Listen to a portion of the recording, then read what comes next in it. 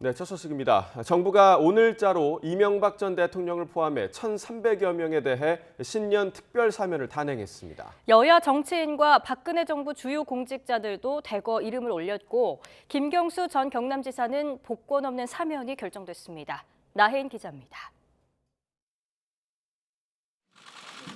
경제인 중심이었던 광복절 특사와 달리 윤석열 정부의 두 번째 특별 사면은 정치인과 공직자에 초점이 맞춰졌습니다.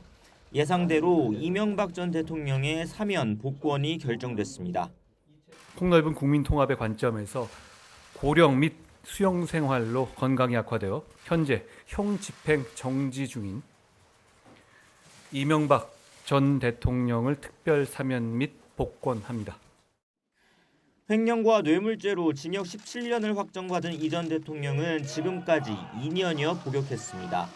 현재 서울대병원에 입원 중인데 14년 넘게 남은 형기와 아직 안 낸 벌금 82억 원을 모두 면제받게 됐습니다. 드루킹 댓글 조작 사건으로 징역 2년을 확정받은 김경수 전 경남지사도 사면 명단에 이름을 올렸습니다. 내년 5월까지 남은 형이 면제되지만 피선거권을 회복하는 복권은 안 돼 2027년까지 선거에는 나갈 수 없습니다. 앞서 김 전 지사는 사면의 들러리가 되기 싫다는 뜻을 밝혔지만 정부는 사면권자의 결단이 대상자의 뜻에 좌우될 일은 아니라고 설명했습니다. 이 밖에도 이번 특사에선 국정농단 사태 이후 잇따라 구속됐던 박근혜 정부 인사들이 대거 복권 조치를 받게 됐습니다. 김기춘 전 대통령 비서실장과 우병우, 조윤선 전 청와대 수석, 이른바 문고리 3인방으로 불렸던 정호성, 안봉근, 이재만 전 비서관이 대표적입니다. 특수활동비 상납 사건으로 복역한 최경환 전 경제부총리와 전직 국가정보원장들 역시 각각 사면 또는 복권 결정을 받았습니다. 정부는 국정농단 사건에서 가장 책임이 컸던 박근혜 전 대통령이 사면된 점을 고려했다고 밝혔습니다. 잘못된 관행에 따라 불법 행위를 저질러서 법의 심판을 받았던 주요 공직자 66명에 대해서 그간 국가사회에 기여한 공로 등을 감안하여 특별 사면 대상에 포함시킴으로써 이명박 정부 출신으로 온 당시 청와대에서 군사기밀을 유출한 혐의로 유죄 판결을 받은 김태효 현 국가안보실 1차장이 사면을, 각종 정치 공작을 벌인 죄로 복역 중인 원세훈 전 국정원장은 형기의 절반가량 감형을 받게 됐습니다. 또 김성태 전 자유한국당 의원, 전병헌 전 청와대 정무수석 등 여야 정치인 8명과 선거사범 1,200여 명도 사면 복권됩니다. 정부는 이번 사면을 통해 사회의 화해와 포용의 분위기를 조성하고 통합으로 국력을 모아 나라 발전의 계기로 삼겠다고 강조했습니다. 하지만 과거 공직자들의 불법 행위를 잘못된 관행이나 경직된 공직문화 탓으로 돌리기도 해 논란도 예상됩니다. YTN 나힌입니다. 김경수 전 경남도지사가 신년 특별 사면으로 수감 생활을 마치고 출소했는데요. 김 전 지사는 이번 사면에 대해 받고 싶지 않은 선물이라고 정의했습니다. 그러면서도 진실 여부를 떠나 최근 몇 년의 사회적 갈등과 대립에 자신도 책임이 있다며 송구하다고 강조했습니다. 박종혁 기자가 보도합니다. 짙은 청색 정장 차림의 김경수 전 지사가 창원교도소 정문을 향해 걸어 나옵니다. 1년 5개월 전 뜨거운 여름에 걸어 들어간 길을 되돌아 나왔습니다. 문을 나선 김 전 지사는 마중 나온 사람들과 인사를 나눕니다. 부인 김정순 씨와 김정호 의원, 임종석 전 비서실장 등이 맞았습니다. 다소 상기된 표정의 김 전 지사는 지지자들에게 감사 인사를 하며 말문을 열었습니다. 따뜻한 봄에 나오고 싶었는데 본의 아니게 추운 겨울에 나오게 됐습니다. 추운데 나오신 분들께도 미안하고요. 그러면서 이번 특별 사면을 받고 싶지 않은 선물이라고 정의했습니다. 원하지 않았던 선물이라 고맙다고 할 수도 되돌릴 수도 없다며 결과적으로 선물을 준 사람과 받은 사람 모두 난감한 상황이 되었다고 평가했습니다. 국민 통합을 위해서라고 말씀을 하시는데 통합은 이런 방식으로 일방통행이나 우격다짐으로는 이루어지지 않는다는 것을 국민들께서 훨씬 더 잘 알고 계시리라고 생각합니다. 그러면서도 국민통합과 관련해 국민에게 송구하다는 뜻을 전했습니다. 진실 여부를 떠나서 지난 몇 년 동안 자신으로 인해 우리 사회의 갈등과 대립의 골이 더 깊어진 건 아닌지 돌아보게 됐다고 강조했습니다. 정치인의 한 사람으로서 제 본연의 역할을 다하지 못한 점에 대해서는 국민 여러분께 진심으로 죄송하다는 말씀을 드립니다. 또 수감 기간은 성찰의 시간이었다며 대화와 타협을 통해 더 따뜻한 사회를 만드는 밑거름이 되겠다고 다짐하기도 했습니다. 수감 생활을 마치고 나온 김 전 지사는 경남 진주에 본가를 들른 뒤 당분간은 서울에서 지낼 예정입니다. YTN 박종혁입니다. 서울에 들어왔던 북한 무인기는 군의 확인 결과 지난 2017년 발견된 것과 유사한 형태로 나타났습니다. 이런 가운데 어제 인천 성모도 일대에서 무인기가 관측됐다는 재난 문자 메시지가 발송됐는데 새 때였던 것으로 확인이 됐습니다. 한현희 기자입니다. 이번에 영공을 침범한 북한 무인기는 2017년 발견된 무인기와 비슷한 것으로 나타났습니다. 군 관계자는 서울로 진입했다가 북한으로 돌아간 무인기 한 대의 서울 상공 체류 시간은 1시간가량이고 은평구와 성북구, 강북구 등 서울 북부에서 좌우로 움직였다며 이같이 밝혔습니다. 이어 고도 3km 정도 지점에서 시속 100km 정도로 비행한 것으로 파악된다고 말했습니다. 이와 함께 북한 무인기를 육안으로 확인하고 직접 촬영까지 했지만 민간 피해가 우려돼 사격을 고민할 수밖에 없었다고 설명했습니다. 이런 가운데 어제는 무인기 5인 소동이 빚어졌습니다.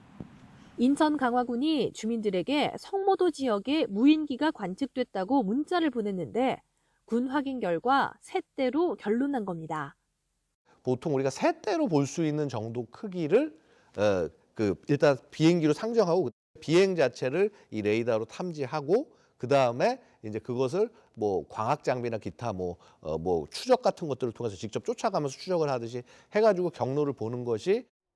군은 이 미상 항적을 확인하기 위해 전투기 등 타격 자산을 출격시켰는데 전술 조치 상황을 둘러싸고 군과 지자체가 소통하는 과정에서 혼선이 빚어진 것으로 보입니다. 군은 앞으로 더 공세적이고 효율적으로 대응하겠다고 밝혔지만 북한 무인기가 사격과 감시 범위를 벗어날 경우 한계에 직면할 수 있다는 지적도 나옵니다. YTN 한현입니다. 북한 무인기가 우리 영공을 침범해 5시간 넘게 비행을 했지만 격추에 실패한 것과 관련해 군이 고개를 숙였습니다. 그러면서 무인기 대응 작전 전반을 현장 점검하고 드론 부대를 창설하는 등 통합 방위 능력을 강화하겠다고 밝혔습니다. 신현준 기자의 보도입니다.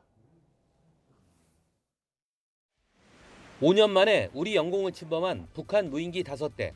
사전 탐지는 성공했지만 5시간여에 걸친 작전에도 격추에는 실패했습니다.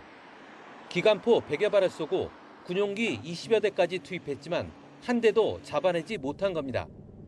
군 당국은 3m 이하의 정찰형 소형 무인기라 탐지나 식별이 제한적이었다며 고개를 숙였습니다.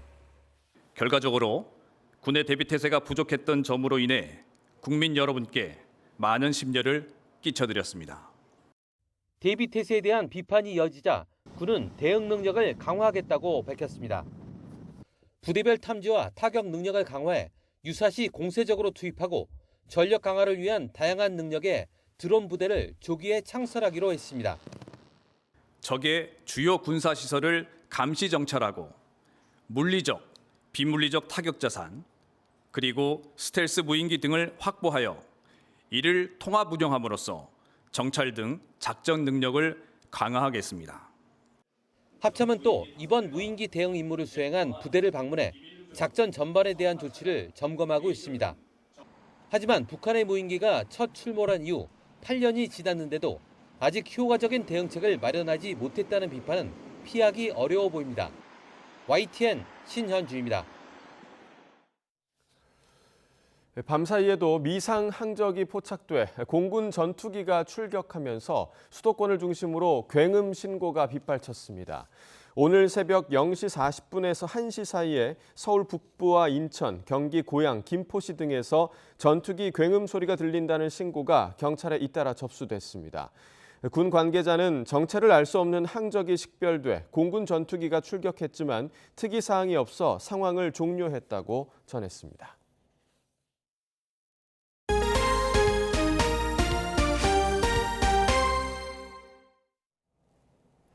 내년도 예산안을 지각 처리했던 국회는 올해 말이면 자동으로 종료되는 이른바 일몰 법안들도 서둘러 처리하기로 했는데요.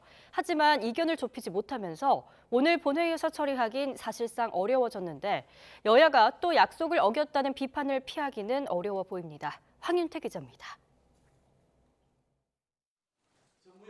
일몰 법안들을 처리하기로 약속했던 본회의가 하루 앞으로 다가왔지만 여야 논의는 여전히 평행선을 달렸습니다. 화물연대 파업의 배경이 됐던 안전운임제 3년 연장안과 30인 미만 사업장에서 8시간 추가 연장 근로를 허용하는 법안이 대표적입니다. 일단 28일 본회의로 볼 때는 일몰 법안들이 거의 되지 않는 걸로 그렇게 판단을 하고 있습니다. 여야 합의에 입각해 국민의힘이 안전운임제를 비롯한 일몰법 처리 일괄 타결에 나서줄 것을 촉구합니다. 과잉 생산된 쌀을 정부가 의무적으로 사들이도록 하는 양곡관리법을 둘러싼 여야 충돌도 예상됩니다. 해당 법안을 추진해온 민주당은 여당이 위원장인 법사위에 맡기자 본회의로 직행하는 방안을 검토하고 있는데 국민의힘은 강하게 반대하고 있습니다. 강력한 반대 때문에 저희가 일방 처리라고 하는 부담을 좀 가지면서도 지금 상임위를 통과하긴 했는데 현재 또 법사위에서 막혀 있는 상태입니다. 민주당은 다수 의석을 무기로 법안 소위 안건 조정이 전체 회의까지 상임위 모든 과정을 날치기 하면서 정부와 여당의 이견을 묵살을 했습니다. 노조의 파업 행위에 무분별한 손해배상 소송 청구를 제한하는 노란봉투법 역시 여야가 접점을 찾지 못해 상임위 논의조차 파행을 빚었습니다. 결국 오늘 본회의에서는 한국전력과 한국가스공사의 채권 발행 한도를 늘리는 법안 등 비쟁점 법안들만 처리될 것으로 보입니다. 여야가 기본적으로 쟁점 법안들의 논의를 더 이어간다는 입장이지만 남은 시간이 많지 않아 올해 안에 처리하겠다는 약속이 지켜질지는 미지수입니다. 이번 본회의에서는 뇌물 혐의 등으로 구속영장이 청구된 민주당 노웅래 의원의 체포동의안도 함께 표결에 붙여지는데 최근 검찰 수사가 민주당 이재명 대표를 향하고 있어 가결 여부에 관심이 쏠리고 있습니다.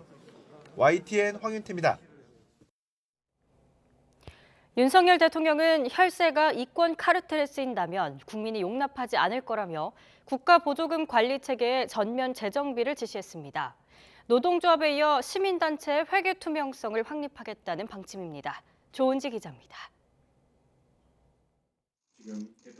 연일 노동조합 회계 투명성을 강조한 윤석열 대통령이 이번엔 시민단체 지갑을 정조준했습니다. 민간단체에 준 국가 보조금이 지난 몇 년 급격히 늘었는데 정부 관리가 미흡했다면서 회계 사용처를 제대로 들여다본 적이 있는지 의문이라고 발언했습니다. 사적 이익을 위해 국가 보조금을 취하는 행태가 있다면 이는 묵과할 수 없는 행위입니다. 국민의 혈세가 그들만의 이권 카르텔에 쓰여진다면 국민 여러분께서 이를 알고 용납하지 않으실 것입니다. 윤 대통령은 혈세 쓰는 곳에 성역은 있을 수 없다면서 방만한 낭비성 사업은 과감히 정비하고 보조금의 투명성을 확보할 수 있도록 관리 체계를 강화하라고 각 부처에 주문했습니다. 기획재정부 자료를 보면 문재인 정부 5년 동안 국고보조금 교부 보조사업 수는 30% 가까이 증가했는데 부정수급으로 적발된 보조금만 2,300억 원이 넘는 것으로 나타났습니다. 특히 탈원전 정책과 맞물려 5년 동안 12조 원을 투입한 태양광 등 신재생 에너지 사업은 표본 조사만으로도 1,800억 원대 비리가 확인됐습니다. 혈세가 이런 이권 카르텔의 비리에 사용되었다는 것이 참 개탄스럽습니다. 윤 대통령은 대선 후보 시절 시민단체 공금 유용과 회계 부정을 방지할 수 있는 이른바 윤미향 방지법을 추진하겠다고 공약했고 실제 윤석열 정부 120대 국정과제의 첫 국정목표 상식이 왜곡된 반듯한 나라 아래 민간단체의 회계 투명성 강화를 명시했습니다. 이제 본격적으로 칼을 뽑는 겁니다. 이에 발맞춰 서울시는 윤 대통령 퇴진 촛불 집회를 주관한 촛불 중고생 시민연대의 등록을 말소하고 올해 보조금 1,600만 원을 전액 환수하기로 했습니다. 앞으로 나라 돈을 받는 민간단체에 대한 회계 감사는 고강도 전방위로 진행될 예정입니다. 대통령실은 문재인 정부에서 5년 동안 있었던 국가보조금 지원 전수조사 결과를 오늘 발표하는데 구체적인 회계 부정 사례가 공개될 것으로 보입니다. YTN 조은지입니다. 검찰이 성남FC 후원금 의혹과 관련해 더불어민주당 이재명 대표에게 오늘 소환 조사를 통보했지만 이 대표는 불출석을 예고했는데요. 이 대표가 이후 날짜와 조사 방식 등을 협의하겠다고 밝혔는데 검찰이 꺼내들 다음 카드가 무엇일지 주목됩니다. 김태현 기자입니다. 검찰은 더불어민주당 이재명 대표가 성남시장 재임 시절 기업들에서 성남FC에 후원금을 유치하고 대가로 건축 인허가 등 편의를 봐준 것으로 의심하고 있습니다. 이에 따라 오늘 출석해 조사를 받으라고 통보했는데 이 대표는 다른 일정이 있다며 사실상 불출석 방침을 밝혔습니다. 28일은 이미 정해진 일정 등이 있고 또 본회의까지 예정돼 있기 때문에 당장 가기는 어려울 것 같습니다. 검찰은 두산건설과 성남시 관계자를 먼저 기소하면서 이 대표와 최측근 정진상 전 민주당 정무조정실장을 공범으로 못 박았습니다. 정 전 실장 조사도 마쳤기 때문에 재판에 넘기기 전에 남은 절차는 이 대표 조사밖에 없는 상황입니다. 그런 만큼 검찰은 우선 몇 차례 더 이 대표에게 소환을 통보하면서 일정을 조율할 걸로 보입니다. 이 대표도 이미 한 차례 무혐의로 종결됐던 사안이라며 여전히 반발하면서도 대외적으론 검찰 수사를 피하지 않겠다는 뜻을 내비쳤습니다. 가능한 날짜와 조사 방식에 대해서는 협의해서 결정하도록 하겠습니다. 만약 이 대표가 소환 통보에 계속 응하지 않을 경우 검찰이 꺼내들 수 있는 카드는 크게 세 가지입니다. 먼저 조사 없이 수사를 마무리할 수 있습니다. 하지만 이렇게 되면 애초 소환을 통보한 명분이 사라져 검찰이 선택할지는 미지수입니다. 다음으론 서면 조사가 거론됩니다. 검찰로서도 제1야당 대표 소환이라는 부담을 덜 수는 있지만 답변 내용에 따라 추가 조사가 필요할 수도 있습니다. 마지막으로 법원에 이 대표에 대한 체포영장을 청구하는 방법도 있습니다. 다만 강제 수사라는 점에서 검찰로선 가장 부담이 큽니다. 또 민주당 의석이 국회 과반을 차지하는 가운데 체포 동의안이 통과될 가능성도 작습니다. 검찰의 고민이 깊어지는 가운데 이 대표 조사가 계획대로 이루어지지 않으면서 성남FC 후원금 수사의 결론도 해를 넘기게 됐습니다. YTN 김태원입니다. 쌍방울과 아태평화교류협회의 대북 송금 의혹을 수사하는 검찰이 KH그룹에 대한 압수수색에 나섰습니다. 수원지방검찰청은 어제 오전부터 서울 논현동 KH그룹 본사와 임원 자택 등 10여 곳의 수사관들을 보내 대북 송금 의혹과 관련한 자료를 확보했습니다. 앞서 검찰은 쌍방울과 아태평화교류협회의 대북 송금 의혹에 KH그룹이 관여한 거로 보고 KH그룹 배상윤 회장을 피의자로 입건했습니다. 서울에서 부산으로 향하던 KTX가 차량 고장으로 멈춰서면서 승객 수백 명이 불편을 겪고 상하행 열차도 줄줄이 운행에 차질을 겪었습니다. 고속도로에선 추돌 사고도 잇따랐습니다. 밤사이 사건 사고 소식 강희경 기자가 보도합니다. KTX 열차가 역에 멈춰선 뒤 좀처럼 움직이지 않고 있습니다. 객실엔 열차 운행이 지연돼 죄송하다는 안내방송이 울려 퍼집니다. 신경주역을 1시간 48분 늦게 출발하였습니다. 열차가 늦게 출발하여 대단히 죄송합니다. 어제 저녁 서울에서 부산으로 향하던 KTX 열차가 고장나 멈춰서면서 다른 열차 운행도 줄줄이 차질을 빚은 겁니다. 고장난 열차에 타고 있던 승객 400여 명이 불편을 겪었고 한쪽 선로가 막히면서 상하행 열차 운행이 20분에서 2시간가량 지연됐습니다. 기차 안에서 지금 움직이지도 못하고 내리지도 못하고 계속 가만히 있어가지고 너무 많이 답답하고요. 1시간 이상 지연된 거 보니까 거의 12시 다 돼야 이제 도착할 것 같거든요. 열차 운행은 2시간여 만에 재개됐습니다. 코레일은 사고 차량을 차고지로 옮겨 정확한 고장 원인을 조사하고 있습니다. 화물차에 깔린 승용차 앞부분이 종이장처럼 구겨져 있습니다. 어제 오후 영동고속도로 이천나들목 부근에서 승용차가 앞서가던 16톤 화물차를 들이받았습니다. 이 사고로 승용차 운전자 20대 남성이 현장에서 숨졌습니다. 어젯밤 경부고속도로 북대구 나들목 인근에서는 승용차가 고속버스를 들이받았습니다. 승용차 운전자가 다쳐 병원으로 옮겨졌고 승용차에서 시작된 불꽃이 버스로 옮겨 붙으며 두 차량이 완전히 불에 탔습니다. 경찰은 고속버스가 차량 고장으로 갓길에 멈춰 있던 사이 사고가 난 것으로 보고 정확한 경위를 조사하고 있습니다. YTN 강희경입니다. 택시기사를 살해한 뒤 시신을 옷장 속에 숨긴 혐의를 받는 30대 남성이 전 여자친구도 자신이 살해했다고 자백했습니다. 경찰은 이 남성이 시신을 유기했다는 하천을 수색했지만 아직 시신을 찾지는 못한 가운데 피의자의 구속영장 실질 심사는 오늘 진행됩니다. 안동준 기자입니다. 경찰 수십 명이 길게 줄을 지어 하천 주변을 거닙니다. 숲을 속을 이리저리 헤집어보고 꽁꽁한 하천 바닥을 막대기로 두들깁니다. 경찰견도 하천 주변을 뛰어다니며 주변을 훑습니다. 택시기사를 살해한 30대 남성 A씨가 지난 8월 전 여자친구도 살해한 뒤 시신을 가방에 넣어 하천에 유기했다고 진술하면서 경찰이 수색에 나선 겁니다. 이곳은 A씨 주거지 인근에 있는 하천입니다. 추운 날씨에 물이 얼어붙으면서 수색에 어려움을 겪고 있습니다. A씨는 지난 20일 경기도 고양시에서 술에 취한 채 운전을 하다 택시와 접촉사고를 낸 뒤 합의금을 주겠다며 택시기사를 집으로 불러 살해한 혐의를 받습니다. 이어 시신을 옷장 속에 숨겼는데 A씨 여자친구가 이를 발견해 경찰에 신고하면서 덜미를 잡혔습니다. A씨가 살고 있던 아파트는 전 여자친구 50대 여성 B씨 소유로 경찰은 연락이 닿지 않는 B씨가 역시 범죄 피해자일 가능성이 있다고 보고 수사에 나섰습니다. 그 과정에서 A씨가 자신이 B씨를 살해했다고 자백하면서 앞서 저지른 범행도 세상에 드러난 겁니다. 경찰은 기동대 180여 명을 투입해 해가 질 때까지 수색을 이어갔지만 시신은 찾지 못했습니다. 택시기사를 살해한 혐의로 이미 A씨에 대한 구속영장을 신청한 경찰은 추가 피해자가 더 있는지 등 여죄를 캐고 있습니다. YTN 안동준입니다. 중국이 코로나19에 대한 A급 방역 통제 조치를 B급으로 낮추기로 했습니다.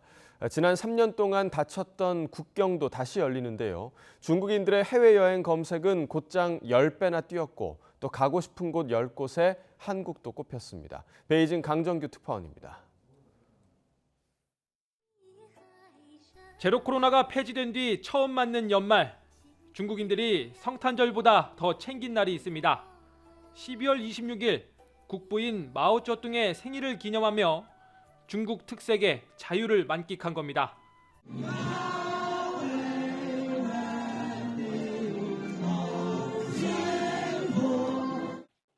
같은 날 중국 방역 당국은 코로나19를 더 이상 폐렴으로 부르지 않겠다고 선언했습니다. 지난 3년간 적용돼 온 A급 방역 조치를 새해부터 B급으로 낮추겠다는 발표입니다. 随着病毒变异、疫情变化、疫苗接种普及和防控经验积累，我国新冠疫情防控进入了新阶段。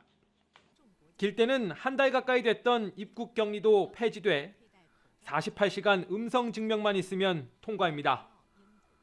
중국인들의 해외여행 검색도 10배나 뛰었는데 우리나라가 10대 목적지에 포함됐습니다. 코로나19 치료제 팍스로비드의 의료보험까지 적용되면서 서민들도 10분의 1 가격에 살 수 있게 됐습니다. 그러나 일선에선 사망자가 속출하고 의료 대란이 베이징에서 상하이 등 다른 도시로 옮겨가는 모양새입니다. 为了保证重症患者的收治，我们又新手拓展了120张床位的重症的床位。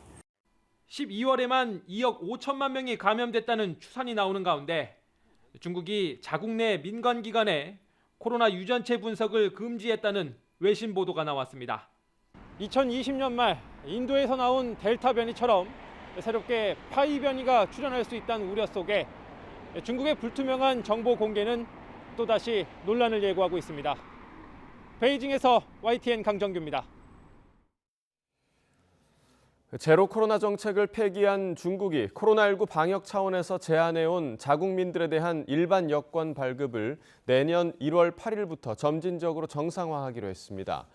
중국 국가이민관리국은 홈페이지를 통해 중국 국민의 해외 관광, 친구 방문을 이유로 한 일반 여권 신청 접수 및 심사 허가를 질서 있게 회복할 것이라고 밝혔습니다. 이민관리국은 또 관광 및 비즈니스를 위해 중국 본토 거주자가 홍콩에 갈 때 필요한 허가증의 처리도 내달 8일부터 재개할 거라고 밝혔습니다. 일본 정부가 30일부터 중국에서 입국하는 사람 전원에 대해 코로나19 검사를 하기로 했다고 교도통신과 NHK 등 현지 언론이 보도했습니다. 기시다 후미오 일본 총리는 코로나19 감염자가 급증하는 중국을 대상으로 입국 규제를 강화한다고 밝혔습니다. 이에 따라 중국에서 출발해 일본으로 입국하는 사람과 7일 이내 중국을 방문한 이력이 있는 사람은 입국 때 코로나19 검사를 받아야 합니다. 푸틴 러시아 대통령이 현지 시간 27일 러시아산 원유 가격 상한제를 도입한 국가와 기업에 대해 석유와 석유 제품 판매를 금지하는 대통령령에 서명했습니다. 이번 대통령령은 내년 2월 1일부터 7월 1일까지 5개월간 한시적으로 유지될 예정입니다. 이에 따라 석유 및 석유 제품 공급 계약에 가격 제한이 명시돼 있을 경우 공급이 금지되며 대통령의 특별 허가가 있어야만 수출이 가능합니다. 볼로디미르 젤렌스키 우크라이나 대통령이 현지 시간 26일 오후 나렌드라 모디 인도 총리와 통화하고 자신이 구상하는 평화 공식 시행과 관련해 인도의 지원을 요청했다고 말했습니다. 젤렌스키 대통령은 트위터에 자신이 발표한 평화 공식의 시행에 인도가 참여하기를 기대한다고 밝혔습니다. 이에 모디 총리는 젤렌스키 대통령에게 개발도상국의 식량 에너지 안보 이슈에 대한 우려를 비롯해 G20 의장국으로서 우선할 사항에 관해 설명했다고 인도 총리실이 밝혔습니다. 월드컵에서 멋진 헤더골로 단숨에 유럽 스카우터들의 러브콜을 받고 있는 선수죠. 조규성 선수. 머리뿐 아니라 양발까지 두루 잘 쓰는 장점도 최근 몸값 폭등에 영향을 미친 거로 보입니다. 김동민 기자가 보도합니다. 올 시즌 조규성 선수가 K리그에서 넣은 골은 17골입니다. 페널티킥으로 7골을 넣었는데 오른발잡이인 만큼 모두 오른발로 차 넣었습니다. 그러나 필드에서 넣은 골은 또 다릅니다. 필드골 10골 중에 왼발로 5골을 넣고 오른발로는 3골을 넣을 정도로 왼발골이 더 많았습니다. 오른발을 주로 쓰지만 양발을 모두 잘 쓴다는 것을 숫자로 증명한 셈입니다. 손흥민 선수처럼 두 발을 모두 잘 쓰는 한국 선수들의 장점이 유럽 스카우터들의 눈에도 든 것으로 보입니다. 조규성이 올 시즌 K리그에서 터뜨린 헤더골 2골도 모두 골키퍼가 손쓸 수 없는 멋진 골. 월드컵 헤더골에 버금가는 골이었습니다. 조규성은 지난 10월 K리그 득점왕이 된 뒤 시상식에서는 소박하게 대표팀의 꿈을 밝혔습니다. 아직 좀 많이 부족하다라고 생각을 하고 있고 솔직히 선발로 이제 경기를 뛰면 좋겠지만 그냥 1분, 10분이라도 이제 경기를 뛰면은 그냥 감사한 마음으로 그냥 제 위치에서 최선을 다하는 게 목표입니다. 1분이라도 뛸 기회가 오면 잡겠다는 그는 월드컵 본선 첫 경기에서는 교체로 그리고 두 번째 경기에서 선발로 나와 2골을 넣으며 자신의 존재를 알렸습니다.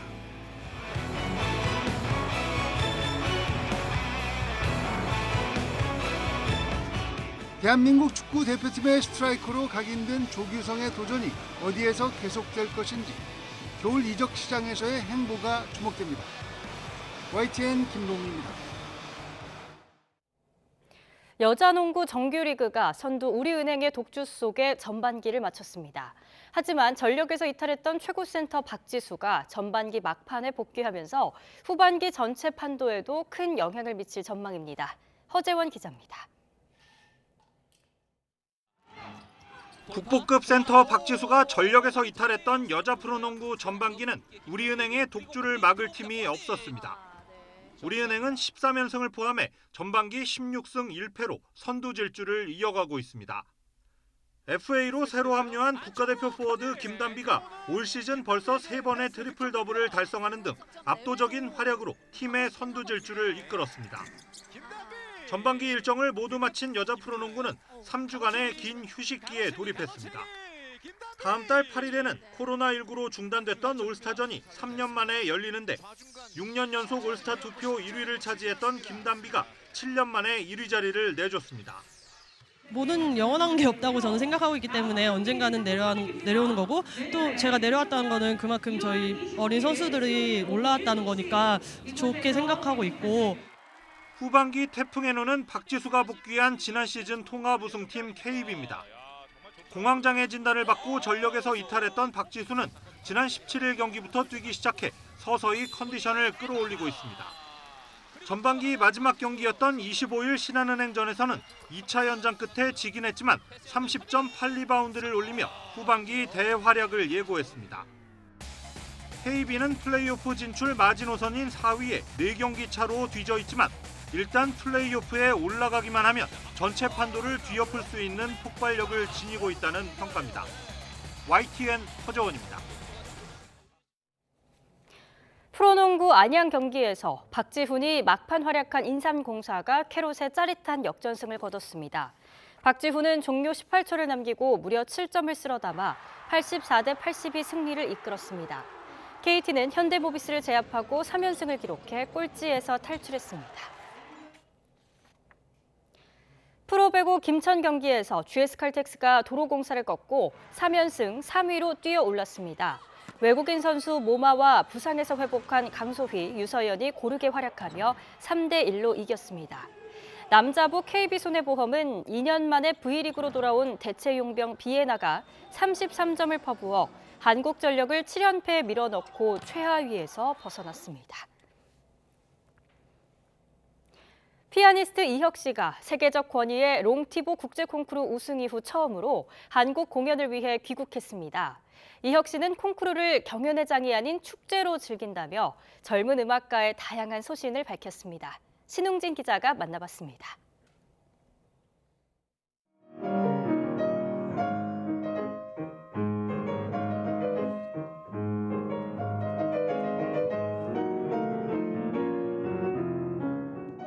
롱티보 콩쿠르 우승 한 달여 만에 고국에 돌아온 피아니스트 이혁은 유려하면서도 힘이 넘치는 연주를 취재진에게 선보였습니다.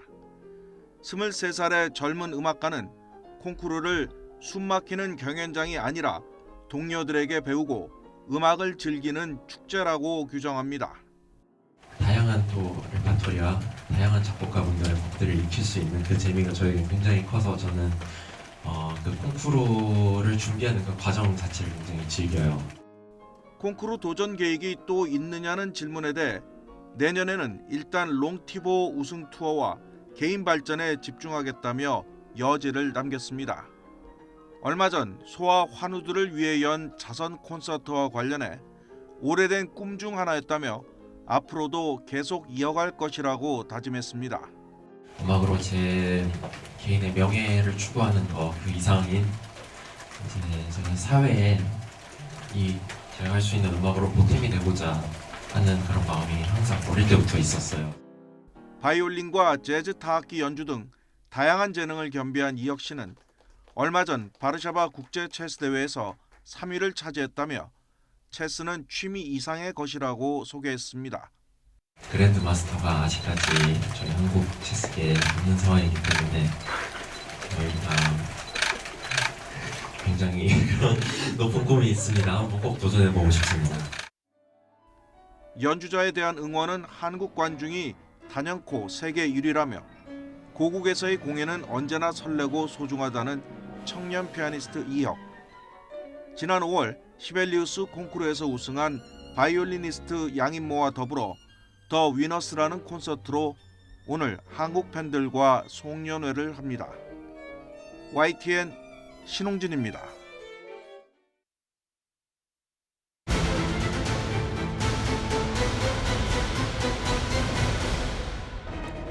젤렌스키 대통령은 항전 의지를 다졌습니다. 전쟁 10개월째. 우크라이나에서의 굴욕적인 잇따른 패배에 대해 푸틴 대통령의 권좌 22년간 최악의 위기 상황이라면서 권력을 잃을 수도 있다고. 세계 경제를 강타한 고물가와 전례 없는 4번 연속 자이언트 스텝 빅 스텝으로 뉴욕 증시가 급락했습니다. 소비자들의 다친 지갑은 거침없는 달러와 초강세 영향 등으로 말 그대로 총성 없는 전쟁터입니다. 시진핑 주석이 3년임을 넘어서 1인 집권체제 막을 여는 저항의 상징으로 하얀 종이를 들고 정권 퇴진 구호까지 터져나온 오랜 봉쇄가 풀렸습니다.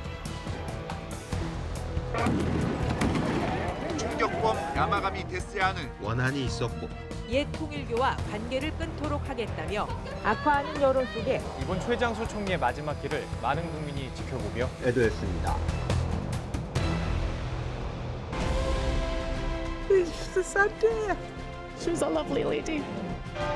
엘리자베스 2세 여왕은 세계인의 사랑과 존경을 받아왔는데 소탈하게 소통하고 품위를 지키며 70년 권좌에서 내려와 역사 속 인물로 자리했습니다.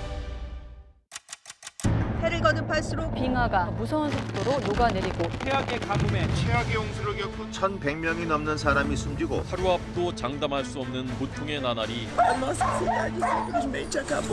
기후 위기에 대응하지 못한다면 집단 자살을 선택하게 될 것이라고 경고했습니다. 강력한 연대를 보여주기 위해 왔다. 미국의 타이완 지원에 중국의 군사적 압박이 미중 간 대립은 격화할 것으로 전망됩니다. 좌파의 대부인 룰라의 화려한 부활로 남미의 좌파 물결은 하나의 현상이 됐습니다. 조르자 멜로니는 무솔리니 이후 집권한 첫 극우 성향 지도자가 됩니다. 좌우 대결 속에서 민주주의가 긴장하고 있습니다. 무자비하게 진압하라고 최소 480여 명이 숨지고 20대 여성의 의문사로 촉발된 이란의 시위가 정권 퇴진 운동으로 변모해 제2의 이슬람 혁명을 불러올지 주목되고 있습니다. 아폴로 17호 이후 한 세기 만에 우주인을 다시 달에 보내는 아르테미스 1호가 거대한 화염을 뿜어내며 우주 날아올랐습니다. 사람과 비슷하게 만든 마네킹이 달 궤도에 머문 뒤 지구로 귀환하는 것인데 20여일의 항해를 마치고 성공했습니다. 인류 역사상 가장 강력한 우주망원경인 제임스 웹이 우주 탄생의 비밀을 풀어줄 열쇠가 될 것으로 기대됩니다.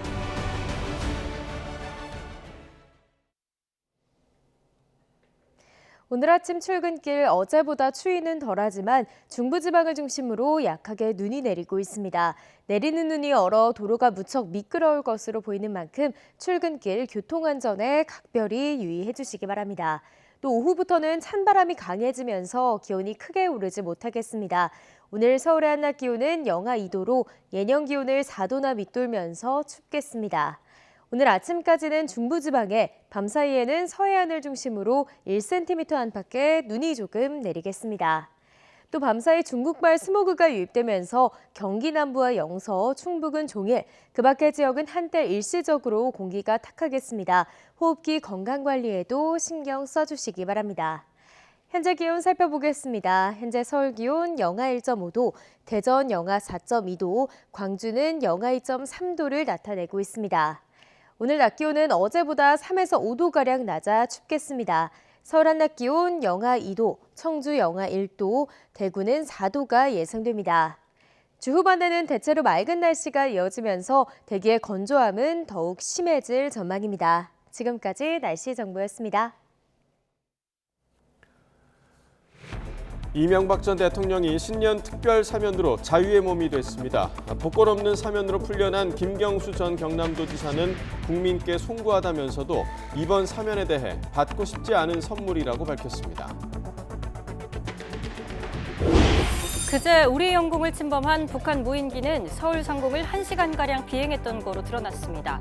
어제 인천 성모도 일대에서 무인기로 추정되는 물체가 포착돼 공중전력이 긴급 투입됐지만 새떼였던 거로 확인됐습니다. 오늘 국회 본회의에서 사전 구속영장이 청구된 민주당 노웅래 의원에 대한 체포동의안이 처리됩니다. 한전채 발행 한도를 늘리는 내용의 한전법 개정안 등 비쟁점 법안 표결도 이루어지지만 안전운임제 등 내년부터 효력을 잃는 일부 일몰 법안은 오늘 처리가 무산됐습니다. 어제 저녁 서울에서 부산으로 향하던 KTX 열차가 차량 고장으로 멈춰섰습니다.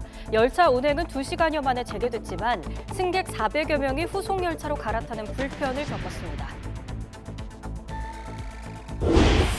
제로 코로나 정책을 폐기한 중국이 방역 차원에서 제한해온 자국민에 대한 일반 여권 발급을 다음 달부터 점진적으로 정상화하기로 했습니다. 일본은 중국에서 입국하는 사람 모두에 대해 코로나19 검사를 하기로 했습니다.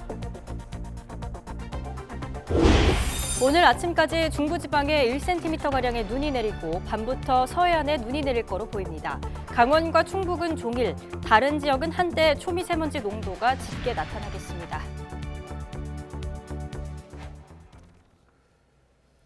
이명박 전 대통령과 김경수 전 경남지사가 새해를 앞두고 특별 사면됐습니다. 정부는 오늘자로 이 전 대통령을 비롯한 정치인 9명과 김 전 지사를 포함한 주요 공직자 66명 등 1,300여 명에 대해 신년맞이 특사, 복권, 감형을 단행했습니다. 이에 따라 횡령 뇌물죄로 징역 17년을 확정받고 건강 문제로 형 집행이 정지된 이 전 대통령은 남은 14년여의 형기와 벌금 82억 원을 면제받았습니다. 드루킹 댓글 조작 사건으로 징역 2년을 확정받은 김 전 지사도 사면돼 내년 5월까지였던 남은 형을 면제받았지만 복권은 안 돼 오는 2027년까지 선거에는 나갈 수 없습니다.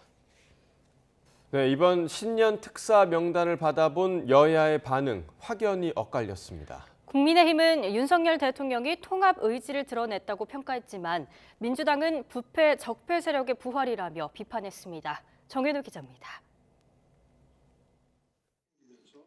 윤석열 대통령이 이번 특별 사면에 방점을 둔 것은 통합이었습니다.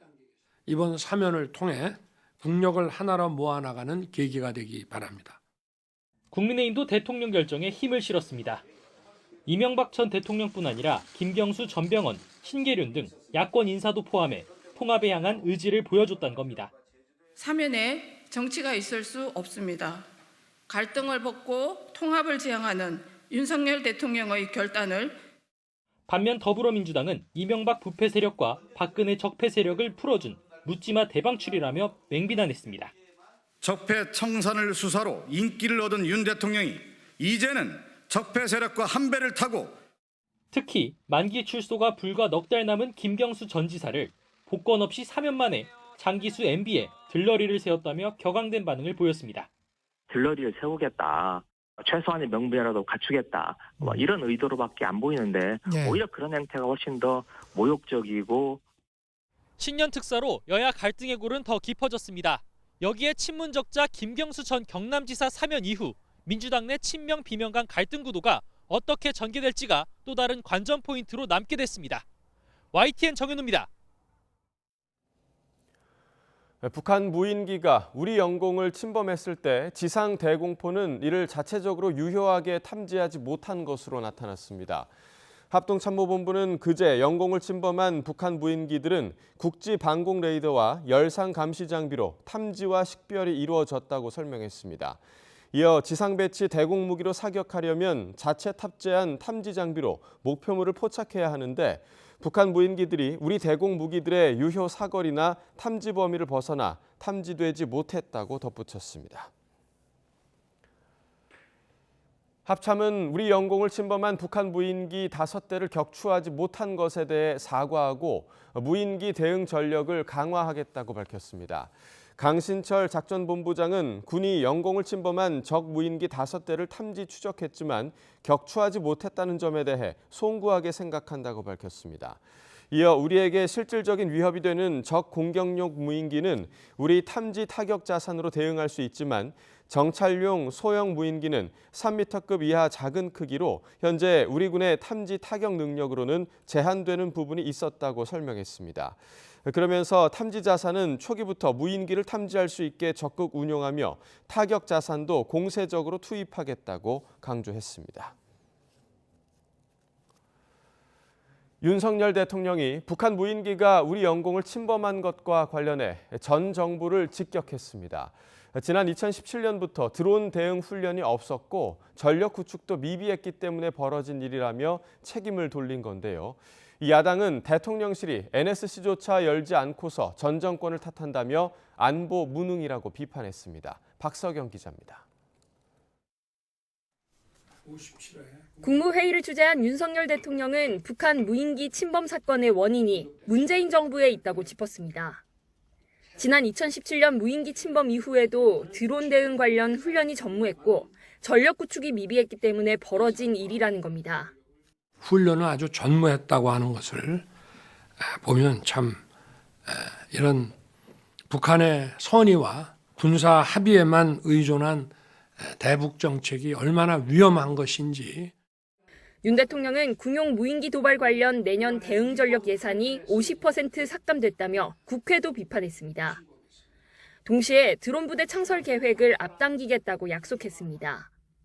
최첨단으로 드론을 스텔스화해서 감시 정찰력을 강화할 것입니다. 새해 국회를 다시 설득해서 이런 전력 예산을 좀 증액을 해서 국민들이 불안해하지 않으시도록. 대통령실 고위 관계자는 YTN에 무인기 격추는 파리를 대포알로 맞추는 것과 같으며 민가 피해를 우려해 쉽지 않은 면이 있었다고 설명했습니다. 이와 함께 대통령이 실시간 보고받았고 비례성 원칙에 따라 북한에 무인기를 보내는 단호한 조치를 했다고 강조했습니다. 여야 시각차는 뚜렷합니다. 국민의힘은 과거부터 이런 침범이 있었는데도 왜 그때부터 대비하지 못했는지 검열해야 한다며 윤 대통령 발언을 엄호했고, 적의 무인기가 서울 중심까지 아무 제지 없이 날아온 것 자체가 너무 충격적입니다. 국방은 단 한순간의 실수나 한 텀의 빈틈도 있어서는 되지 않습니다. 민주당은 NSC조차 열지 않고서 사과와 문책을 하기는커녕 영공이 뚫린 사실마저 전 정권 탓하는 것이 국군 통수권자의 자세냐면서 안보 무능 그 자체라고 비난했습니다. 한미연합훈련 등 지금까지 각종 훈련을 시행하고 이를 자랑하듯 얘기해왔습니다. 훈련 부족을 주장하다니 현 정부는 무인기 대응 훈련을 전혀 시행하지 않았다는 말입니까? NSC가 열리지 않은 이유에 대해 대통령실은 전쟁 같은 상황에서는 토론을 할 게 아니라 작전 수행에 매진해야 하지 않겠느냐고 반박했습니다. YTN 박서경입니다. 인천 강화군이 어제 성모도 일대에서 무인기가 관측됐다며 주민들에게 재난 문자를 보낸 상황과 관련해 군이 우리 항공기 이동을 강화군이 오인한 것으로 보인다고 설명했습니다. 합동참모본부 관계자는 어제 오후 1시쯤부터 오후 4시쯤까지 무인기로 추정되는 움직임이 레이더에 탐지돼 추적하고 타격 자산을 보내 확인하는 작업을 진행했다고 밝혔습니다. 또 확인 결과 관련 움직임은 북한 무인기가 아닌 새 대로 평가했다고 설명했습니다. 그러면서 강화군의 재난 문자는 우리 군의 항공기 이동을 오인한 것으로 보인다며 강화군에도 관련 조치를 요청했다고 덧붙였습니다. 국회 이태원 참사 국정조사 특별위원회가 지난주 현장 조사에 이어서 어제 대통령실 국정상황실과 행안부 등에 대한 첫 기관 보고를 진행했습니다. 야당이 윤석열 대통령의 책임을 강조하자 여당은 민주당 신현영 의원의 닥터카 사용 의혹을 집중 질의하는 등 공방은 계속됐습니다. 권남기 기자입니다. 이태원 참사 특위의 첫 기관 보고에서 야당 의원들은 국가위기 관리 기본 지침에 따라 컨트롤타워는 대통령실이라며 참사 대응 실패의 최종 책임자로 윤석열 대통령을 겨냥했습니다. 국가위기관리 컨트롤타워는 국가안보실과 대통령 비서실이라고 명시돼 있습니다. 반면 여당은 모든 책임을 몰아가는 건 정쟁에 불과하다며 대통령 책임론 확산을 방어하는 데 주력했습니다. 누가 컨트롤타워느냐 이렇게 말꼬리를 잡고 정쟁화시키는 건 저는 바른 자세가 아니라. 정부 측 역시 대통령이 스스로 컨트롤타워라고 인정했다면서도 실무자는 행안부 장관이라고 선을 그었습니다. 행안부 장관이 재난 및 안전에 관련한 사항을 총괄 조정한다고 되어 있거든요. 민주당은 이상민 행안부 장관이 참사 당시 늦장 대응을 했다는 의혹을 제기했고 답변 과정에서 공방이 오가기도 했습니다. 수행비서를 기다리고 있기 때문에 80분이라는 시간이 낭비하신 거예요. 이 시간 동안 참사 현장에서는 많은 국민들이 죽어가고 있었던 겁니다. 이미 골든타임이 지난 시간이었고요. 의원님하고는 생각을 조금 달리합니다. 제가 그 사이에 놀고 있었겠습니까? 국민의힘은 민주당 신영원 의원의 명지병원 닥터카 사용 의혹을 집중적으로 질의하며 증인 채택을 압박했습니다.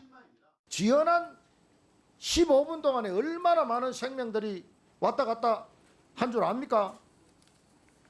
알고 계십니까? 예, 그 당시에 상황이 긴박하게 돌아간 걸로 알고 있습니다. 자격 없는 사람이 가서 구조 활동을 방해한 겁니다. 이태원 참사 국정조사 특위는 대검과 용산구청 등 기관 보고를 한 차례 더 진행한 뒤 새해 초엔 청문회를 계획하고 있습니다. 하지만 한덕수 국무총리부터 신현영 의원까지 증인 채택에 대한 입장차가 크고 기간 연장 문제도 남아있어 국정조사를 둘러싼 여야의 신경전은 계속될 것으로 보입니다. YTN 권남기입니다.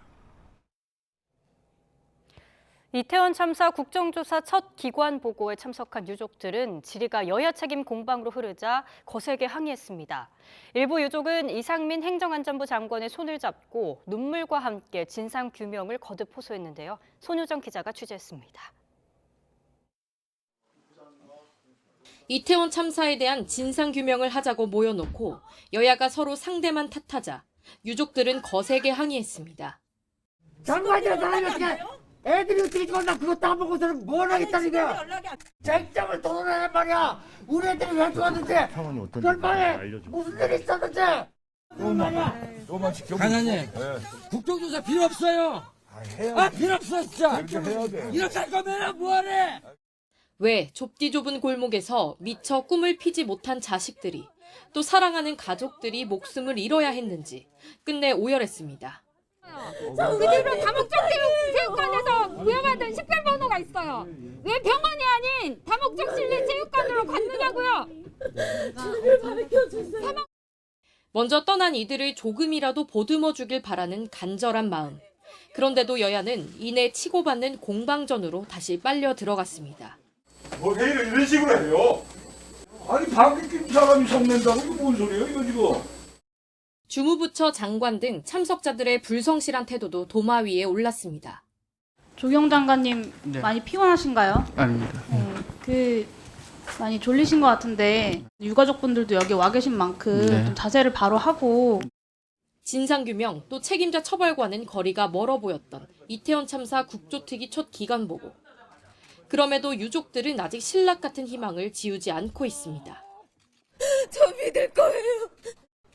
책임자 처벌해주고 우리 유가족들 외롭지 않게 해준다고 했어요. 약속했어요. YTN 손효정입니다. 검찰이 오늘 성남FC 후원금 의혹과 관련해 민주당 이재명 대표에게 소환을 통보했지만 이 대표는 이에 응하지 않고 당의 핵심 지지 기반인 호남 일정을 이어갑니다. 이 대표는 검찰이 소환을 통보한 날짜를 하루 앞둔 어제 1박 2일 일정으로 호남 민심 투어에 나섰는데요. 전남 여수혁신지원센터에서 열린 간담회에서 일터가 죽음의 장소가 되는 경우가 있어 슬프고 참담하다며 국가 단위 지원 필요성을 강조했습니다. 간담회에 참석한 기업인은 중대재해처벌법 시행으로 기업 투자가 위축돼 재고가 필요하고 노란봉투법 시행에 따른 우려도 전했지만 이 대표는 같은 사안도 사용자 측에서 볼 때 시각이 달라질 수 있다고 답했습니다. 어제 저녁 7시 15분쯤 서울에서 부산으로 향하던 KTX 열차가 대구 수성구 고모역 부근에서 차량 고장으로 멈춰서는 사고가 발생했습니다. 이 열차 운행은 2시간 15분 만에 재개됐지만 해당 차량에 타고 있던 승객 400여 명이 후속 열차로 갈아타는 불편을 겪었습니다. 또 한쪽 선로가 막히면서 상하행 열차 운행도 1시간 넘게 줄줄이 지연됐습니다. 어젯밤 9시 40분쯤 경부고속도로 서울 방향 북대구 나들목 인근에서 승용차와 고속버스가 추돌하는 사고가 났습니다. 버스에 타고 있던 승객 9명과 운전자는 다치지 않았지만 승용차 운전자 30대 남성이 경상을 입어 인근 병원으로 옮겨졌습니다.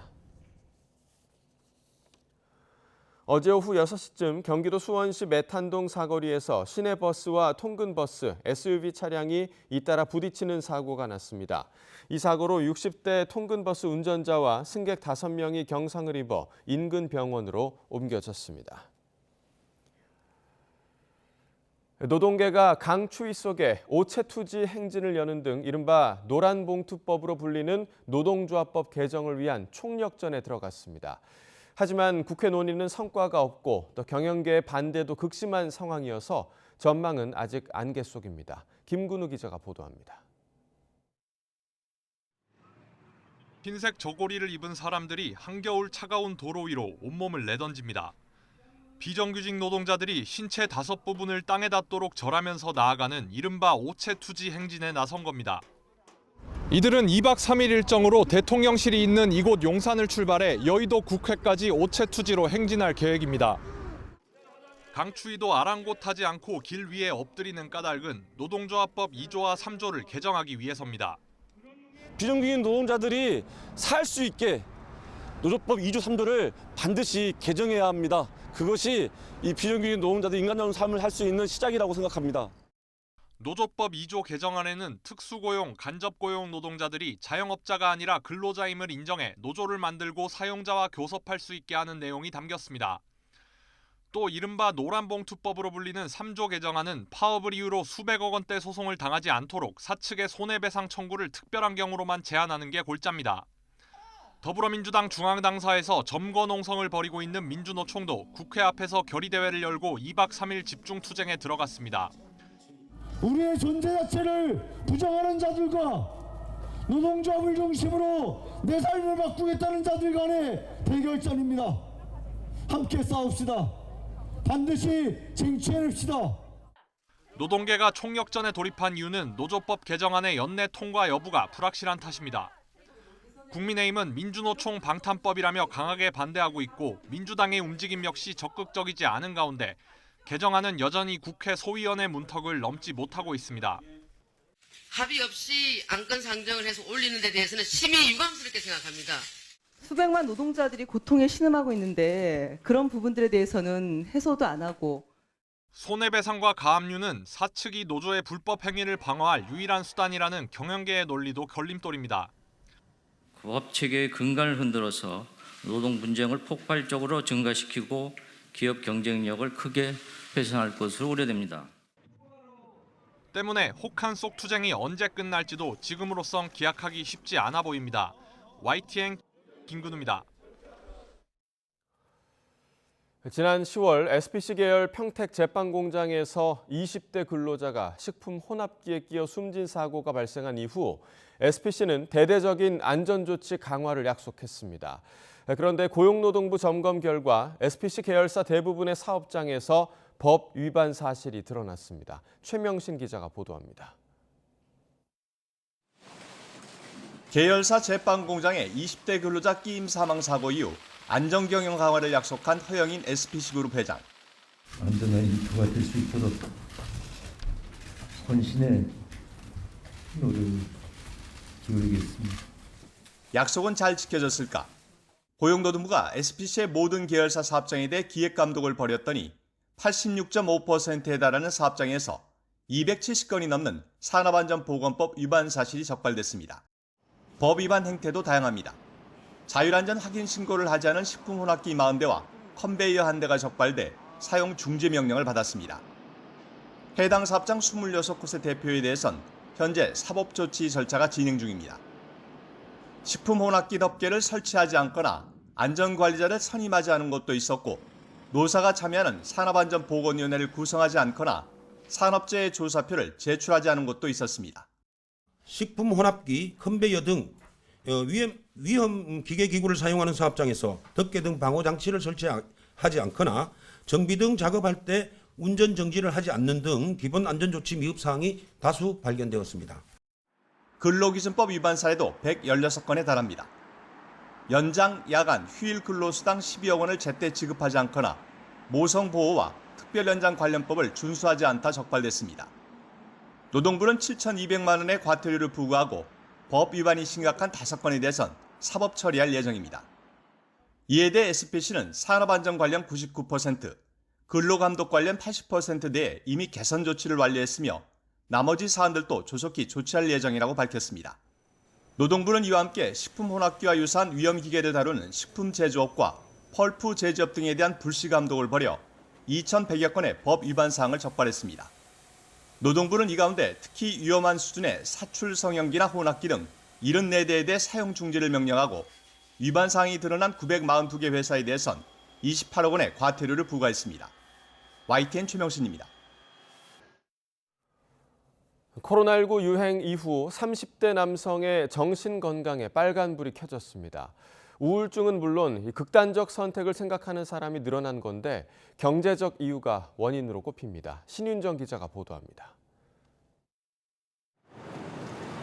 코로나19 유행 이후 각종 모임과 야외 활동 등이 줄면서 답답함을 호소하는 사람들이 많습니다. 특히 30대 남성은 가정과 일 모두에서 어려움에 처하기도 합니다. 아이들이랑 어디 놀러 갈 때도 이제 좀 제한되다 보니까 영업 쪽으로 활동을 하고 있었는데 아무래도 사람들이 밖으로 나오고 이런 걸 부담스러워하는 것도 있고 전반적으로 소비 심리도 위축되다 보니까 그런 부분에서는 조금 직장 생활하면서도 어려운 부분이 있는 것 같아요.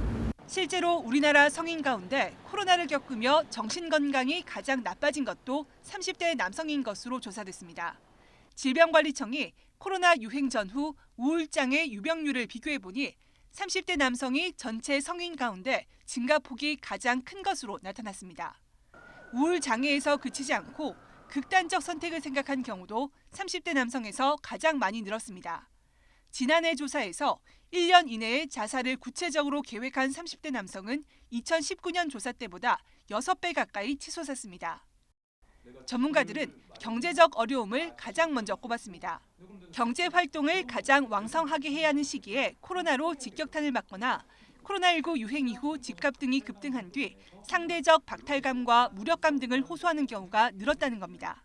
경제력에 가장 민감한 나이이기도 하고 그 자영업을 처음 시작하는 그 시기가 보통 30대 초반이에요. 근데 코로나로 직격탄을 맞으면서 경기 침체, 인플레이션 이것 때문에 너무나 업황이 어렵기 때문에 그걸로 인한 피해를 고스란히 받은 거죠. 거기로 인한 우울증 그리고 심하게는 자살까지 생각하시는 분들이 병원으로 굉장히 많이 찾아오십니다.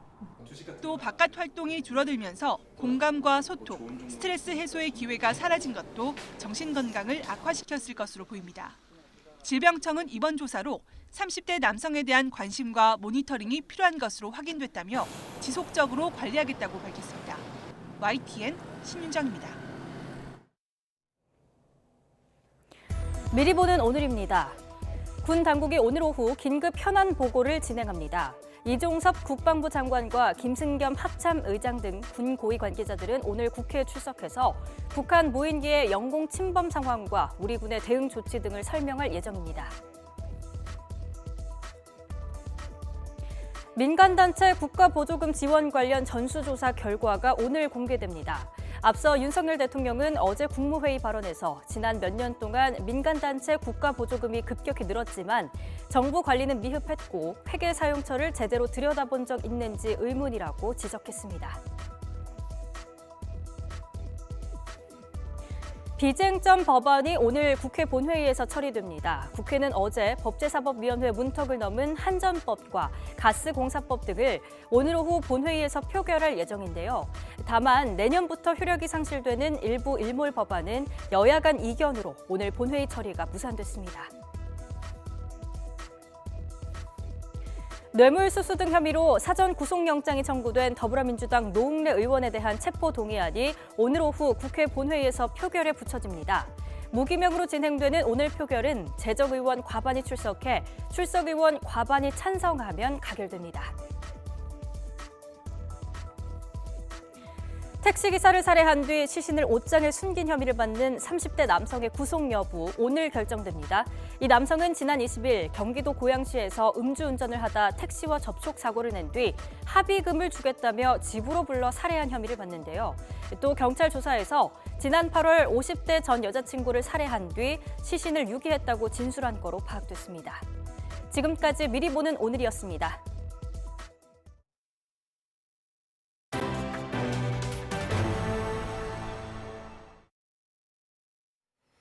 추경호 경제부총리 겸 기획재정부 장관이 조만간 전기, 가스 등 공공요금 인상 계획을 발표하겠다고 밝혔습니다.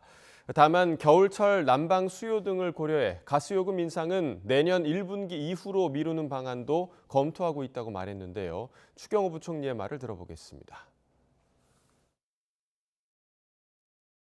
인상 시기에 관해서는 아마 관계기관 간 지금 협의가 최종 마무리 단계에 있기 때문에 이건 마무리되면은 조만간에 발표를 드릴 겁니다. 우선 뭐 전기요금은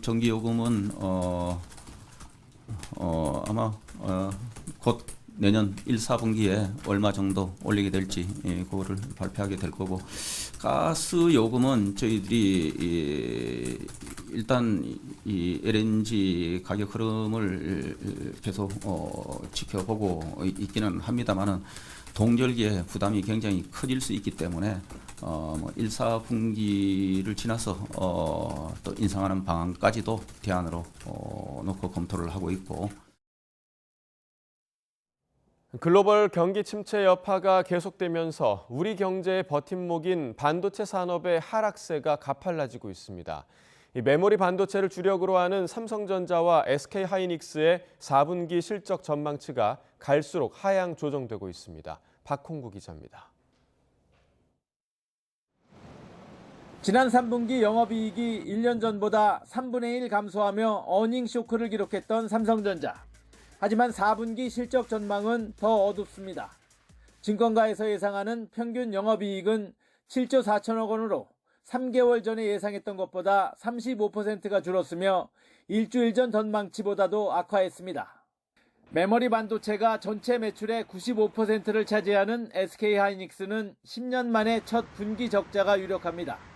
불과 일주일 사이에 적자 예상 금액이 50% 이상 확대됐습니다. 관련 업계는 블랙 프라이데이와 12월 연말을 지나면서도 PC와 스마트폰 등 IT 제품에 대한 수요가 늘지 않아 반도체 재고가 소진되지 않고 있다고 설명했습니다. 4분기 초에 저희가 예상했던 것보다도 반도체 판매량이 좀 부진한 걸로 감지가 많이 되고 있는 상황이고, 이런 점들 때문에 12월 들어서 여러 증권사에서 실적 전망치를 많이 하향 조정하고 있는 걸로 보입니다. 반도체 불황은 금리 인상에 따른 소비 위축과 중국의 코로나 봉쇄가 주요 원인으로 꼽힙니다. 따라서 금리 상승세가 둔화하고 중국의 코로나 상황이 나아지면 메모리 반도체 업황이 개선될 것으로 보입니다. 다만 불확실성이 높아 회복 시기를 예측하기는 어려운데 내년 하반기부터란 전망이 많습니다. 이 스마트폰, PC 같은 ICT 디바이스들의 수요가 올해 많이 떨어졌는데 그것이 회복하는 게 23년도 후반부터 24년 정도로 보고 있어서 우리나라 메모리 반도체는 3, 4분기에 가시적인 회복이 있지 않을까.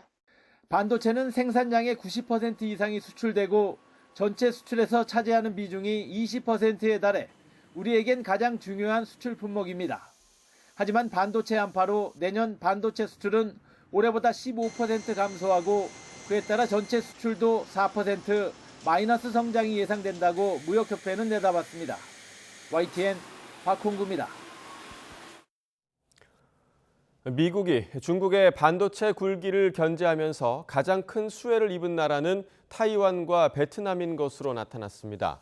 무역협회는 미국 반도체 수입 시장에서 중국 비중이 지난 2018년 30.1%에서 지난해 11%로 급감했으며 같은 기간 타이완의 점유율은 9.7%에서 17.4%로 또 베트남의 점유율은 2.6%에서 9.1%로 크게 늘었다고 밝혔습니다. 이에 비해 한국의 점유율은 11.2%에서 13.2%로 2.1%포인트 증가하는 데 그쳤습니다. 전국적으로 인구가 줄어 고민인 농어촌 지역이 많습니다. 한 지자체가 이를 해결하기 위해서 교육 문제 해결에 나섰는데 특히 학생 교육 환경 개선을 통해 교육 명품 도시로 거듭날 계획입니다. 김학무 기자입니다. 수업이 한창인 초등학교 교실. 책을 보거나 필기하는 학생 대부분이 목과 허리를 숙이고 있습니다. 책상이 평평하기 때문입니다. 반면 이 학생들은 자세가 한결 편해 보입니다. 책상 면의 각도를 조절할 수 있어 책을 읽거나 태블릿 PC를 쓸 때 머리를 숙이지 않아도 되는 겁니다. 평평할 때보다 이제 목이라던가 허리가 더 펴지게 되고요. 그리고 어깨, 목 쪽으로 긴장이 완화돼서 관절 건강에는 많은 도움이 될 것 같습니다. 학교 장터 사이트에서 책상을 구매한 학교 측은 학생과 학부모의 요청에 따라 전체 학급에 도입했습니다. 기존 책상보다는 자세가 바르게 돼서 아이들이 건강에 매우 좋아졌다고 학부모님들도 좋아하시고 해서 다 교체를 해주기를 원하고 있어요. 이 학교가 위치한 여주시는 인구가 주로 고민인 농촌 지역. 시는 이를 해결하기 위해 기숙형 명문학교 육성과 장학금 확대에 이어 접이식 책상 도입 등 학교 환경 개선을 통해 교육도시로 거듭난다는 방침입니다. 공부하는 환경 개선에 도움이 되는 그런 뭐 책걸상 더 지원 좋은 쪽으로다가 이렇게 개선할 수 있는 거 교육청하고 협의해서 적극적으로 이렇게 지원할 계획입니다. 학생들한테 도움이 되고 또 학부모님들도 만족하고 선생님들께서도 그걸 활용해 보니까는 좋다고 하니 교육지원청에서도 적극적으로 확대하도록 하겠습니다. 작은 농촌 도시가 교육 환경 개선을 통해 교육 중심 도시로 자리매김할 수 있을지 주목됩니다. YTN 김학무입니다. 제로 코로나 정책을 폐기한 중국이 코로나19 방역 차원에서 제한해온 자국민들에 대한 일반 여권 발급을 내년 1월 8일부터 점진적으로 정상화하기로 했습니다. 중국 국가이민관리국은 홈페이지를 통해 중국 국민의 해외 관광, 친구 방문을 이유로 한 일반 여권 신청 접수 및 심사 허가를 질서 있게 회복할 거라고 밝혔습니다. 일본 정부가 30일부터 중국에서 입국하는 사람 전원에 대해서 코로나19 검사를 하기로 했다고 교도통신과 NHK 등 현지 언론이 보도했습니다. 기시다 후미오 일본 총리는 코로나19 감염자가 급증하는 중국을 대상으로 입국 규제를 강화한다고 밝혔는데요. 이에 따라 중국에서 출발해 일본으로 입국하는 사람과 7일 이내 중국을 방문한 이력이 있는 사람은 입국 때 코로나19 검사를 받아야 합니다. 크리스마스 연휴 눈폭풍으로 미국은 지금까지 최소 64명이 사망한 거로 집계됐습니다. 눈폭풍은 그쳤지만 항공대란은 여전한데요. 전국적 항공대란을 초래한 한 항공사에 대해서 미 당국이 조사에 착수했습니다. 보도에 이상순 기자입니다. 미국 뉴욕주 북서부의 이리 카운티입니다. 일생에 한 번 있을 만한 눈폭풍은 잦아들었지만 산더미 같은 눈덩이는 그대로 남아 있습니다. 도로 곳곳에 자동차와 버스, 앰뷸런스까지 눈 속에 파묻혀 있습니다. 인명피해 대부분이 이곳에 집중됐습니다. The Erie County Medical Examiner's Office in the Department of Health has confirmed 3 more fatalities associated with the blizzard. We now have 28 deaths. 미국 NBC 방송은 크리스마스 눈폭풍으로 미국 전역에서 적어도 60명이 사망했다고 전했습니다. 항공 대란은 여전히 진행 중입니다. 크리스마스 연휴 미국 항공사의 결항률은 20%를 넘었습니다. Our crew was on their way from Detroit and we were on the plane for about 3 hours before they deplaned us and canceled our flight. And then our next available flight is December 30th, but we're trying to fly standby today. 하지만 눈폭풍으로 1m가 넘는 폭설이 내린 뉴욕주 버펄로 나이아가라 공항을 제외한 대부분의 공항은 정상을 되찾았습니다. 문제는 저비용 국내선 항공사인 사우스웨스트 항공입니다. 사우스웨스트 항공은 크리스마스 연휴 기간 12,000여 편의 운항을 취소한 데 이어 현지 시간 28일에도 2,400여 편의 운항을 취소했습니다. She just told me he was canceled and nothing is going out for the next 3-4 days. 사우스웨스트 항공의 결항 규모는 미 전역 결항 편수의 80%를 훌쩍 넘는 수준입니다. 아메리칸 항공, 유나이티드 항공, 델타 항공, 제트블루 등 미 주요 항공사들의 결항률은 0에서 2% 안팎으로 대부분 정상화한 상황입니다. 이에 따라 미 교통부는 결항과 지연 사태의 주범으로 몰린 사우스웨스트 항공에 대한 조사 방침을 밝혔습니다. 교통부는 사우스웨스트 항공의 결항률은 불균형적이고 받아들일 수 없는 수준이라며 항공사가 고객에 대한 의무를 준수하고 있는지 확인하겠다고 말했습니다. YTN 이상순입니다. 오늘 아침 출근길에는 중부 곳곳에 약하게 눈이 내리고 있습니다. 내린 눈이 얼면서 도로가 무척 미끄러울 것으로 보여 교통안전에 대한 각별한 주의가 필요하겠는데요. 차간 거리를 넉넉히 두시고 속도를 줄이는 등 안전운전 하시기 바랍니다. 또 낮부터는 찬바람이 강해지면서 서울의 한낮 기온이 영하 2도에 머무는 등 예년 기온을 4도가량 밑돌겠습니다. 보온에도 각별히 신경 써주시기 바랍니다.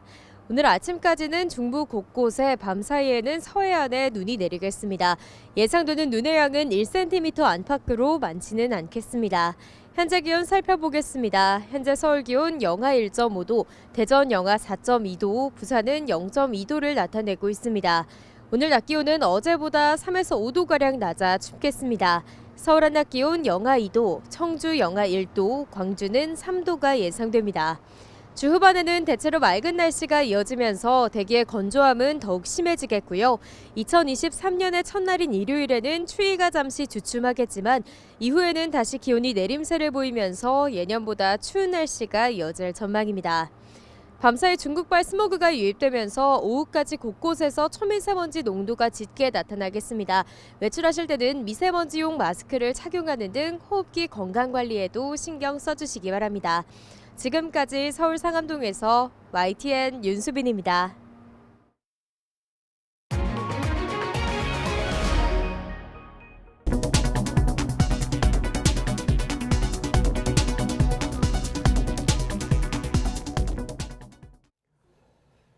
네, 이상으로 굿모닝 YTN 1부를 마칩니다. 잠시 후 2부가 이어집니다. 시청해주신 여러분 고맙습니다.